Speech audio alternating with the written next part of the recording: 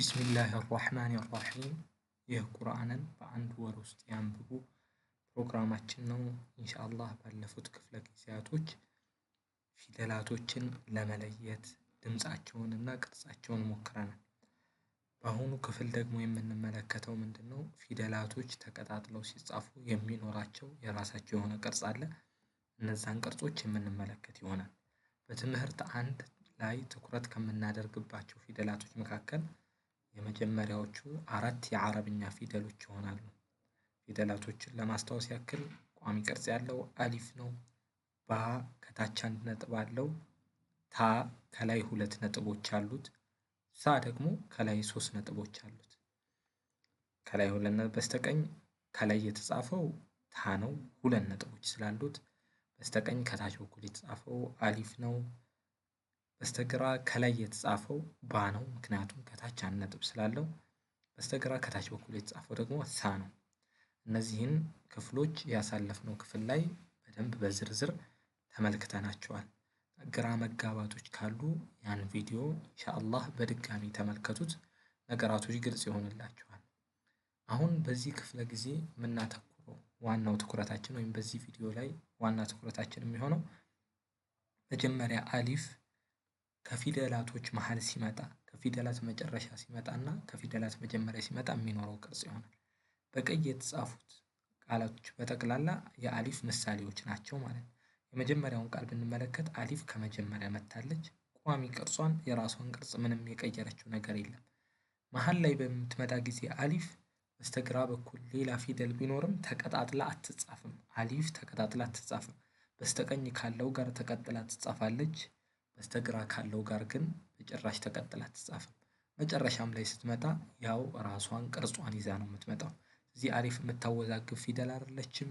ቋሚ ቅርጽ ነው ያላት። ቅርጾቿን ከፊደላት መሃል መለየትም ቀላል ነው የሚሆነው። ቋሚ ነገር ካያችሁና ካልተቀጠለ በስተግራ በኩል አሊፍ መሆኑን እርግጠኛ መሆን ትችላላችሁ። ባ ላይ ትኩረት ሰጥተን የምንመለከት ይሆናል። ባ እንደምታዩት ዋና የምትመራን ምልክት ምንድነች ብለናል? ከመጀመሪያው ያለው ጭረት የሚመስል ምልክትና ከታች ያለችው አንድ ነጥብ ነች። ከታች ያለችው አንድ ነጥብ የመጀመሪያው ምሳሌ ላይ በስተቀኝ ያለው የመጀመሪያ ቃል ላይ ስትመለከቱ ባ በቀይ ተጽፋለች። ባ በቀይ የተጻፈችው ነች። ባ መሆኗን የምንለየው በምንድነው? ከታች ያለችው አንድ ነጥብ ትመራናለች ባ መሆኗን ማለት ነው። እንደምታዩት በሰማያዊ የተጻፈው አሊፍ ነው። ከዚህ በፊት ስላየነው ቀላል ይሆናል ማለት ነው መለየቱ። ቋሚ ቅርጽ ነው፣ የተለየ ቅርጽ አልያዘም ማለት ነው። ሁለተኛው ምሳሌ ላይ መሃል ያለው ቃል ላይ ስንመለከት ባ ከመሃል ስትጻፍ የሚኖራት ቅርጽ ነው። ከመሃል በምትጻፍበት ጊዜ የሚኖራት ቅርጽ ያው የመጀመሪያ ያላትን ጭረት ትይዝና ከታች አንድ ነጥብ መኖሩን እርግጠኛ መሆን አለባችሁ። ከታች ያለችው አንድ ነጥብ የምትመራን ይሆናል ማለት ነው። ከመጨረሻ ስትመጣ ራሱ ዋና ቅርጿን ይዛ ስለምትመጣ ምንም ውዝግብ አይኖርም። በስተግራ በኩል የምትመለከቱት የመጨረሻ ቃል ባ በስተመጨረሻ በኩል ስትመጣ የሚኖራትን ቅርጽ ነው። ዋና ቅርጿን ይዛ የምትመጣ ይሆናል መጨረሻ ላይ ስትመጣ። ታ የሚመራን ዋና ምልክት ከላይ ያለው ሁለት ነጥብ ነው። ከመጀመሪያ ላይ ጭረት ቅርጽ ነገር እናደርጋለን። ከዛ በኋላ እነዛን ሁለት ነጥቦች ካየናቸው ታ መሆኑን እርግጠኛ መሆን እንችላለን። የመጀመሪያው ፊደል ላይ ስትመለከቱ ታ ከመጀመሪያ ስትመጣ ነው በቀይ ተጽፋለች። ስለዚህ ይቺ ጭረት የምትመስለው ምልክት እናደርግና ከላይ ሁለት ነጥቦች ካሉት ታ መሆኑን እንለያለን ማለት ነው። ከመሃል በምትመጣም ሰዓት ተመሳሳይ ነው።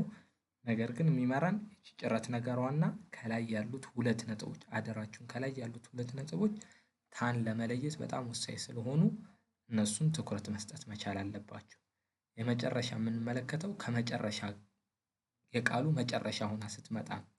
ሶስተኛው ምሳሌ ላይ በስተግራ ያለውን ቃል ስትመለከቱት ታ ከመጨረሻ ስትመጣ ራሷ ቅርጿን ጠብቃ ቅርጿን ይዛ ነው የምትመጣው። ምንም መወዛገብ የለውም ማለት ነው። የመጨረሻ የምናየው ሳ ይሆናል። ሳ ልክ እንደተነጋገርነው ሳን ከሚመሩ ምልክቶች መካከል ከላይ ያሉት ሶስት ነጥቦች ናቸው። እዚህ ከመጀመሪያ ያለው ቃል በምንመለከትበት ጊዜ ትንሽ ጭረት ተደርጎ ከላይ ሶስት ነጥቦች ተደርጓል። በቀይ የተጻፈውን በደንብ አስተውሉ። በስተቀኝ በኩል ያለውን የመጀመሪያ ቃል እዚህ ያቺ ሳ ነች ማለት ነው። እዚህ ሳን የሚመራን ቀላሉ ምልክት ምንድነው? ከላይ ያለችው ሶስት ነጥብ ነች። ከዛ ከታች ጭረት ነገር ይኖራታል። መሃል ላይ በምትመጣ ጊዜ የሚኖራትን ቅርጽ ለማየት ከፈለጋችሁ መሃል ላይ ያለውን ምሳሌ ማስተዋል ነው። ስለዚህ ሳ በመሃል በምትመጣ ጊዜ በቀይ ተደርጎ የተጻፈውን ቃል በደንብ ተመልከቱት። መሃል ላይ ያለው ቃል ሳ ከላይ 3 ነጥብ ተደርጎ ከታች ትንሽ ጭረት ተደርጋ በዚህ መልክ ትጻፋለች። ሳ በተመሳሳይ ልክ እንደ ባና እንደታ መጨረሻ በምትመጣ ሰዓት ዋና ቅርጿን ይዛ ትመጣለች። ከላይ 3 ነጥቦችም ይኖሯታል። በዚህ መልክ ኢንሻአላህ መለየት ቀላል ይሆናል ማለት ነው።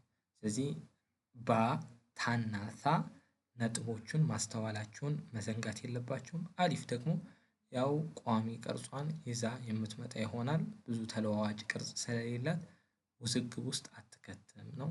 ወሰለላሁ ዐላ ነቢይና መሐመድ ወዐላ አሊሂ ወሰሕቢሂ ወሰለም።